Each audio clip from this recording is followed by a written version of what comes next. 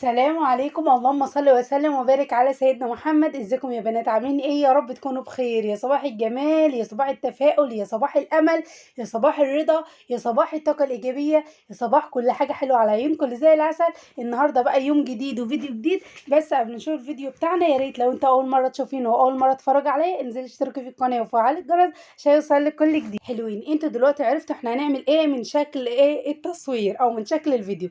اول حاجه كده انا جبت الملوخيه دي مش من عندي، من عندي ايه حمات اختي، هم عندهم ارض وزارعين ايه الملوخيه دي. فبصراحه كل ما اروح اقول لها فين الملوخيه فين الملوخيه، فاليوم اللي جابت فيه الملوخيه انا ما سالتش، فبتقول لي انت ناسيه حاجه. قلت لها ايه؟ قلت لها ما انتش عايزه الملوخيه ولا كبرت دماغك ولا انت هتكسلي ومش هتعملي؟ قلت لها تعالي انت جيتي في ملعبي، هاتي لي بقى كده شويه محترمين من الملوخيه عشان ايه افرزها وايه واخزنها. تمام. فبصراحه ما كانتش في دماغي خالص ملوخيه، فهي اللي قالت لي يا حلوه يا حلوه يا قمر، يا اللي انت قاعده هنا، انت الناس كلها عماله تفرز ملوخيه وانت لسه قاعده في الخط ما اتحركتيش. قلت لا والله انا سالت كذا حد على الملوخيه وقال لي ايه لسه ما كبرتش، يعني لسه صغيره في الارض فلسه ما جمعهاش. فقالت لا تعالي احنا عندنا. فبصراحه بقى ادتني شويه محترمين كده من الملوخيه الخضراء. وكمان اكتر حاجه عجبتني في الملوخيه دي ان الورقه بتاعتها كبيره. وكمان انا بشيل الورقه بس يا جماعه، ما بشيلش العيدان اهي. شايفين دي الورقه بس، هشيل لكم واحده اهي وهشوف وهقول لكم انا قصدي ايه. الحته اللي انا قصدي عليها اللي هي اللي تحس ان هي عامله زي خله السنان اللي هي الخضره دي اللي الورقه لازقه فيها، انا بشيلها وبسيب الورقه كامله زي ما انتم شايفين كده. تمام. ببتدي ان انتوا زي ما انتم شايفين ببتدي ان انا اشيل الورقه بس اهو. واللي انتوا شايفينه ده العصيان دي بتاعت الملوخيه بركنها ايه على جنب. يعني ايه بمسك كده واحده من العصايه بتاع الملوخيه واجيب قطرها، يعني ايه اخلصها كلها من ورق الملوخيه. وانت شيلها بالراحه عشان تشيلي ورقه الملوخيه كلها ايه كامله. لقيتي بعض ورقه كده هتلاقيه مثلا مخرم او مثلا متاكل منه، ده ارميه. ليه بقى؟ طب ايه اللي بيخليه يخرم كده؟ للناس اللي ما تعرفش، في الاراضي هنا في الارياف وكده في حاجه اسمها او طير اسمه ابو وردان لونه ابيض كده، بيروح بقى اي ارض يفضل ينقط فيها وياكل بمنقاره ومش عارف ايه والحاجات دي. وكمان عايزه اقول لكم هنا في الناس اللي عندها ارض بيجيبوا خشبتين كده، بيحطوا خشبه بالطول وخشبه بالعرض ويلبسوها عبايه يلبسوها طرحه، ايه بمعنى اصح يعني عشان الراجل يعرف لو جه مثلا يقرب من الحاجات دي عشان ياكلها، سواء باميه سواء ملوخيه سواء اي حاجه في الارض، يخاف ايه يحس ان في راجل واقف في الارض فيخاف منه ما يقربش ايه ناحيه الحاجات دي. تمام. بعد كده بقى ما خلصت خالص الملوخيه كلها، عايزه اقول لكم انا قعدت 3 ساعات لما ظهري خلاص وجعني. تمام. جبت بقى كده العصيان او الحاجات اللي هي بتاعه الملوخيه، قمت جايه بقى الشكاره واحط فيها بقى ايه الاعدان بتاع الملوخيه. بص بقى، لو انت مثلا مربيه بهايم، مربيه مثلا عندك مثلا اغنام، عندك جديان، عندك الحاجات دي، ممكن الحاجات دي البهايم ايه تاكلها بدل ما ايه ترميها ايه في الزباله. تمام. خلاص بقى كده هشيل بقى كده وانضف بقى الصاله واكنسها. واهم حاجه نسيت اقول لكم عليها، خلوا بالكم وانتوا بتنقضوا الملوخيه او بتقطفوها، لان في بعض دوده كده بتكون خضره وصعب جدا ان انت تاخدي بالك منها. تمام. هنا بقى كده دخلت ايه الحمام عشان اغسل فيه ايه الملوخيه. في الوقت ده كان النور قطع، فالحمد لله يعني على كل حاجه، ده احنا عايشين يعني سواء بالنور ولا مش بالنور احنا عايشين، بس اكتر حاجه احنا بنسيح من الحر. تمام. بعد كده اهو زي ما انتم شايفين بقى رحت بقى شغلت الموتور وكده عشان ايه املي بقى الطشت كله ميه، وجبت كده ماين طبق بلاستيك جنبي واسيبها ايه تتنقع حوالي كده ربع ساعه في قلب الميه عشان التراب وعشان الرمل وعشان الحاجات دي. واهم حاجه حاجات الاكل عشان اما تيجي تاكليها تكون نظيفه، ما تحسيش برمل او ما تحسيش باي تراب تحت ايه سنانك. تمام. اهو هسيبها كده، هطفي الميه بقى واسيبها كده لمده كده ربع ساعه، وبعد كده ايه ارجع له. هل انت وهي بعد ربع ساعه جيت بعد ما انا قعنا فيها الملوخيه. في ناس ممكن تسالني هو ينفع يا ام جنى نحط عليها خل عشان تتنقع اكتر وعشان خاطر نعقمها من اي حاجه؟ دي ما ينفعش خالص يتحط عليها خل، لان هيخليها تطرى معانا ويخلي كمان لونها متغير. تمام. عايزه تحطي على حاجه انت ايدك هتاكل فيها على طول، يعني ايه؟ انت مثلا عندك جرجير، سريس، فجل، اي حاجه وغسلتيها ونقعتيها وعقمتيها وبتاكلي منها مثلا ممكن في الفطار او في الغدا، دي عادي مفيش مشكله. لكن في حاجه زي ده هتتخزن وما ينفعش يتحط عليها. بعد كده قمت رايحه ماسكه بكبشه ايدي الاتنين، وبقوم رايحه نفضها نفضتين في قلب الطبق واعصر الميه، عشان لو فيها اي تراب برده ما نزلتش في الميه ننزلها احنا بايه بايدينا. تمام. نقعناه وبعد كده شطفناه وبعد كده صفناها، كبينا الميه الوسخه، وهبتدي ان انا املي الطبق، وبرده هبتدي ان انا انزل فيه برده الملوخيه واديها كده بايدي، يعني ايه انزلها كده في قلب الميه، غرقها في قلب الميه، وبعد كده هصفيها ونشوف هنعمل ايه تاني. عملتها زي اول مره، غسلتها كويس جدا من التراب، وبعد كده صفيتها في قلب الطبق. رحت بقى كده في الاوضه وفرشت الملايه وشغلت كمان ايه المروحه، وبدات بقى رشرش كده الملوخيه في قلب الملايه كلها، عشان بقى العمليه دي هتشرب معايا الميه، لان ما ينفعش ان احنا نخرط الملوخيه وفيها ميه كده. الملوخيه فيها ميه وجيت خرطتها تبقى معايا سايله وتبقى معايا ميه ومش هتطلع معانا ايه العرق بتاعنا. تمام. شغلت المروحه، اهم حاجه تشغل المروحه. يعني انا دلوقتي انا قطفتها معاكم وغسلناها وظبطناها، وبعد كده حطيناها كده ايه في قلب الملايه واسيبها لتاني يوم. تمام. يعني انا دلوقتي حطيتها في الملايه وهخش بقى انام، والمروحه شغاله عليها طول الليل لحد ايه ما تشرب الميه كلها. تمام. لو انت برضو اشتغلتي فيها الصبح هتفضلي حاطاها في قلب الملاية لحد بالليل، لحد ما المية خلاص تنشف منها. تمام. هنا بقى كده بدأت ان انا اوزع بقى الملوخية كلها، عشان لو حتة مثلا مثلا لو في حتة على بعض مثلا من الملوخية مش مفرودة، بقوم فردها ايه بايدي. جينا بقى كده بعد تاني يوم اكيد لاحظتوا ان ما عادش فيها مية وتحس ان هي نشفت. هبتدي اعمل ايه بقى؟ هبتدي اعمل كمان ان الملوخيه يعني ايه بتتنفس. يعني ايه ان الملوخيه تحس ان هي ايه صحصحت كده، معهاش دبلانه زي ايه زي ما كنا حاطينها الاول كده وهي فيها الميه. جبت ايدي وبدات ان انا كده ايه اقلبهم بقى على بعض زي ما انتم شايفين كده، عشان الحته اللي ما جاتش على الحته اللي ما نشفتش تنشف ايه كويس. لازم اعمل الخطوه دي، كانت الله يرحمها والدتي كانت لازم تعمل الخطوه دي مثلا كل شويه طول ما هي قاعده. كل شويه خش يا بشرى اعملي الملوخيه، كل شويه خش يا بشرى قلبي الملوخيه لحد ايه ما تكون اتمسحت خالص من الميه بتاعتنا. تمام. كده خلاص الملوخيه معايا نشفت وبقت بقى ايه زي الفل. تعالوا بقى كده نطلع بقى في الصاله بقى ونلم الحاجات دي كلها عشان خاطر ايه نخرطها مع بعض. اهم حاجه بقى ايه عايزه اقول لكم ان انا سمعت حاجه كده على سر الخرطه دي، ان انت تيجي تخرطي الملوخيه. هقول لكم دلوقتي ايه هي. هنا جبت بقى الصينيه بتاعتنا، وبعد كده جبت بقى ايه الملوخيه وفضيتها كده في قلب ايه الصينيه.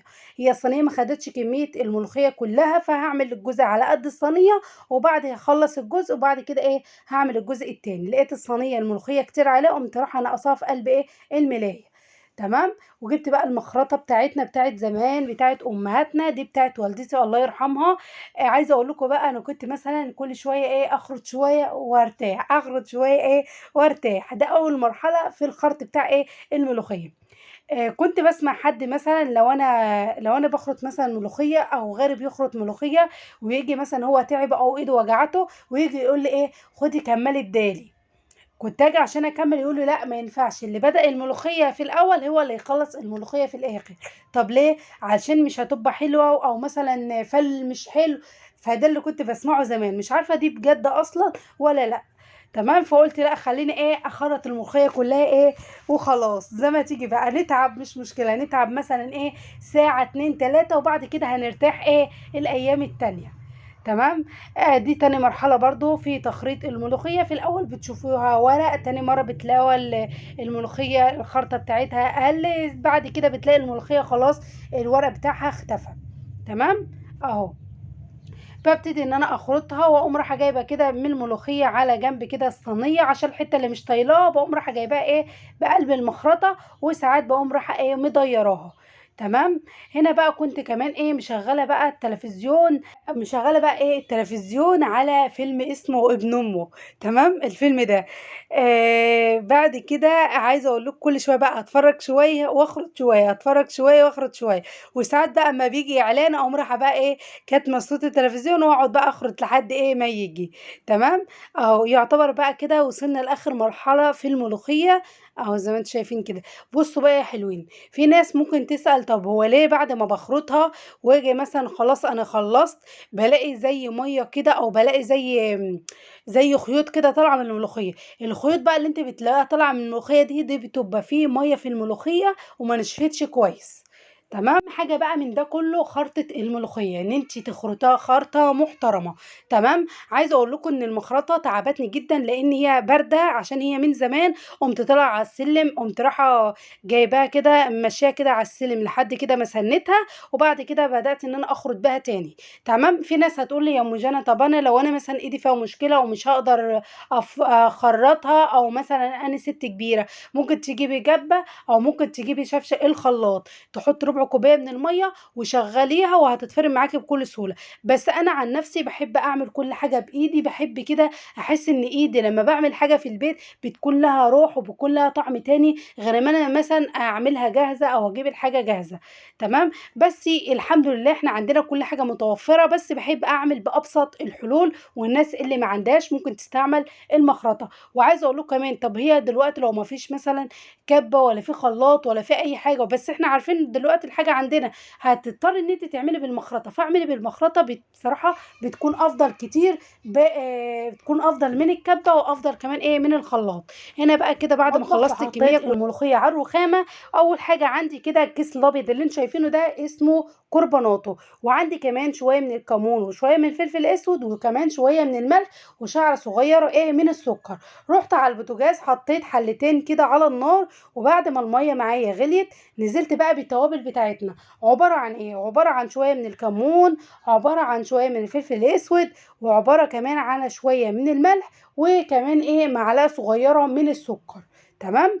هنسيب بقى كده لحد ما تغلو. نسيت اقول لكم اهم حاجه بقى في الخطوه دي اللي هتحدد مصير الملوخيه. يعني طرف بس، يعني في المعلقه اللي هي بتاعه الشاي طرفها بس كده من الكربونات، ما تكتريش عشان ما تبوظش معاك الملوخيه. عشان الكربونات ده اساسي، هو اللي هيحفظ لي الملوخيه من اول كيس لاخر كيس، وهتقعد معايا من سنه لاتنين وهي باللون الاخضر الجميل اللي انتوا شفتوه.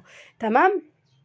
هنا نفس النظام اللي انا حطيته في الحله الاولى حطيته في الحله التانية. في ناس هتقولي طب ممكن يا ام جنى لو انا عندي شوربه استخدم الشوربه بدل محلول الميه ده؟ هقول لك لا، ما ينفعش. طب ليه؟ لان الشوربه اولا لو احنا حطيناها في الفريزر وجينا طلعناها مثلا بعدها باسبوعين، هنلاقي اصلا الشوربه طعمها اتغير وريحتها اتغيرت. قصدي يعني الشوربه بتبقى زي الصبحه، لكن الملوخيه دي احنا عاملينها بميه طعمها يفضل زي ما هو ولونها يفضل كمان زي ما هو.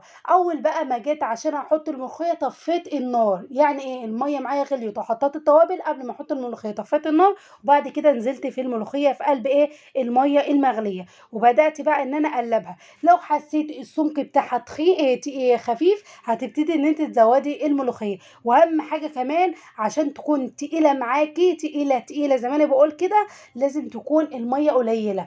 طب ليه بقى؟ هقول لكم دلوقتي. هنا برضو نفس النظام اللي انا عملته في الملوخيه في الحله الاولى عملته في الحله الثانيه. هنا لقيت كده الملوخيه معايا خفيفه، هبتدي ان انا ازود ملوخيه كمان عشان اتقل السمك. بصوا يا جماعه، للناس اللي مش هتعرف يعني ايه تقله او تعرف المظبوط، شفتي تقل الكيكه ده هيبقى اتقل كمان شويه. ليه بقى عايزينها تقيله؟ لان كمان لما نيجي نحط في شوربه هنخففها بالشوربه، فلو هي خفيفه هتكون معاكي ميه مش هتكون معاكي ملوخيه، فيا دوب ان انت بس حاجات بسيطه بس او ربع الحله من الملوخيه وتكون معاكي تقيله. زي ما انتم شايفين منظر البوتاجاز مش حلو ومقرف، بس بيحصل في احسن العائلات. مادام في ملوخيه لازم يكون في بهدله على البوتاجاز. خلصت بقى الملوخيه وبقت معايا زي العسل. اهم حاجه عشان نفرزها كويس لازم تكون بردت تماما تماما تماما. تمام. شايفين بقى السمك تقيل ازاي؟ تقيل موت موت موت، ولا في تكتلات ولا مخرزه معايا، وبيور وكريمي زي العسل. شايفين كده الفيديو هو اللي بيتكلم عن نفسه. تمام. هنا بقى كده اكيد في ملوخيه. عايزه اقول لكم المطبخ كله كان متبهدل من الملوخيه. عندي بقى اكياس كده من التلاجة، عندي كيس حجم بياخد كيلو وعندي كيس بياخد حجم نص. تمام. فانا بصراحه كده قمت رايحه جايبه الشفشه، اهم حاجه حاجه لها بوز، وابتدي ان انا انزل كده نص الكميه من الملوخيه الميه، وهبتدي بقى ان انا ايه اصب كده في قلب ايه الكيس بتاعنا. هنا بقى بصراحه لقيت الكيس الرفيع ده مش هيبقى حلو، شكله ايه مش لطيف، وكمان لو انا جيت ارصهم كله على بعضه هيقوم متزحلقين. هنا بقى شايفين لون الملوخيه خضرة ازاي وشمع كده وعسل جدا جدا جدا. هنا الملوخيه الخضرة، شايفين بقى اللون الجميل ده. بصراحه مش هيعجبني الشكل كده، واخاف بصراحه اجي افتح الفريزر كده بالصدفه الاقي الاكياس نزلت على الارض واتبهدلت، واقول ضاع فلوسك يا صبر. ضاع ايه وانت مكلفاها؟ هقول ضاع تعبي على الفاضي، راح كله تعبي على الارض. ما عملت كده 3 اكياس من الملوخيه بالشكل الطويل ده، فبصراحه ايه ما عجبنيش. هعمل معاكم شكل اهو واقول لكم بقى انتوا بس يعني ايه اللي انتوا حابينه، اللي انتوا عايزينه، حابينه كده، حابينه في الكيس ده اللي انتوا عايزينه اهو. هنا بقى كده هوريكم كده من قريب عشان اوريكم دي كان قصدي ان الكيس هيبقى مفروض كده، مش هيبقى منفوخ، والاكياس كلها تتحط على بعضها عادي خالص. تمام. هنا بقى كان اخر شويه كده كانوا فايضين، فقلت لا انا يعني ايه هحطه في اخر كيس، فقمت رايحه جايبه كيس كده صغير وقمت رايحه حاطاه فيه حتى تبقى ايه طبخه كده وخلاص. تمام. قمت جايبه المقص بقى عشان ايه لزوم بقى الشكل وكده، قمت رايحه قصه بس اوائل كده الكيس عشان بس ايه يبقى منظره لطيف وايه ويبقى شكله حلو. تمام. قربنا بقى لوصول نهايه الفيديو. مسحت كده الرخامه عشان ارص بقى الملوخيه كده على نظافه. فزمان بقولك حابه تحطيه في الكيس ده، حابه تحطيه في الكيس ده، انت براحتك. انا حبيت ان انا اقول لك الميزه بتاعت دي والميزه بتاعت الكيس ده. تمام. دي بقى كان فيديو النهارده، وان شاء الله ان شاء الله من غير مقاطعه لو كان لنا عمر هنعمل كمان مع بعض الملوخيه ايه الناشفه النهارده. يا رب يكون نال رضاكي وقدرت افيدك حتى لو بمعلومه بسيطه. دمتم في رعايه الله وحفظ الله، وربنا يحسن ما بين